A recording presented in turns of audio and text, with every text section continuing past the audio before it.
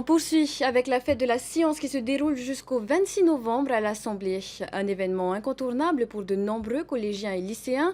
Avec le retour des mathématiques obligatoires à la rentrée 2023 en classe de première, l'objectif est aussi de promouvoir l'égalité filles-garçons.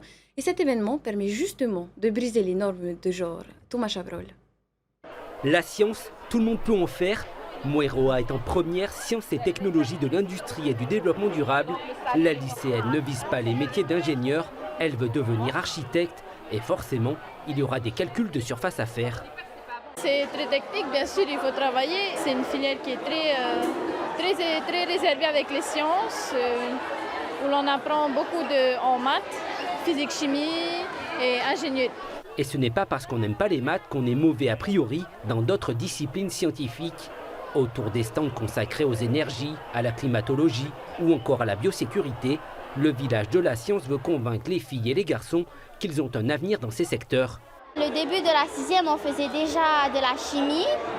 Et donc, plus on monte de niveau, plus on apprend plus. Et peut-être que je m'y intéresserai dans ces sciences.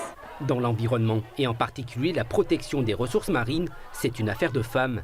À l'heure des menaces climatiques, en Polynésie, la protection des coraux est entre les mains d'expertes passionnées. Elles transmettent leur savoir et encouragent cette jeune génération à poursuivre dans ces domaines scientifiques.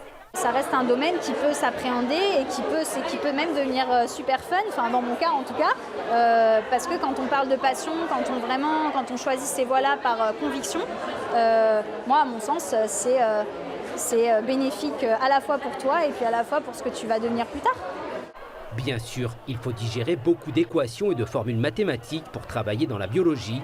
Ces lycéennes constatent que les garçons sont encore majoritaires dans leur classe de terminale, spécialité maths, mais cela ne les décourage pas. C'est pas forcément pour autant que les filles ont des moins bonnes notes ou qu'elles sont moins dans la classe. Il y en a quelques-unes dans ma classe qui sont très impliquées par exemple. Et ouais, j'aime bien les maths quoi.